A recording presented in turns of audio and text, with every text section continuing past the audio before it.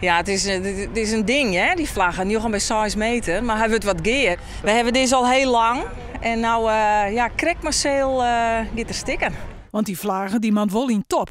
De Friezen die het mooi door ons zeel litten graag zien wat ze wij komen. En zo zul je tussen al die grutte skippen en gaurers een Frieske vlaggen.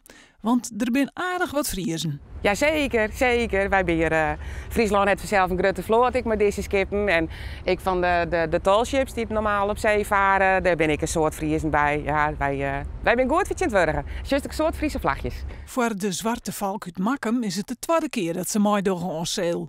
Ze varen mooi groepen over het ei bij de bijzondere Skippendel. Ook voor het personeel een hele belevenis. Al krijg je net alles mee. Nou, het is een beetje...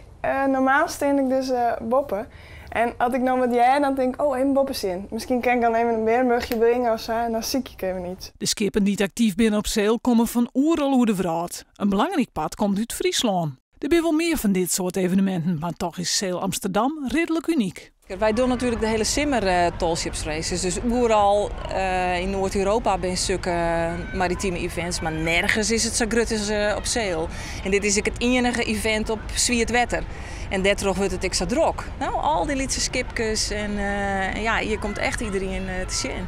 De verwachting is dat er goed 2 miljoen mensen op zeel aankomen. En dus is het voor Frieske skippen het plak om jezelf in te litten. Nou ja, daarvoor ben we hier in alle geval. En ik heb in alle geval deze week al nog een groep die heeft 4 wielen. Ik mooi zeelmuis te varen geweest, dus die komen in alle geval weer om. En probeer zoveel mogelijk visitekaartjes en aanzichtkaartjes mee te jammer de gasten.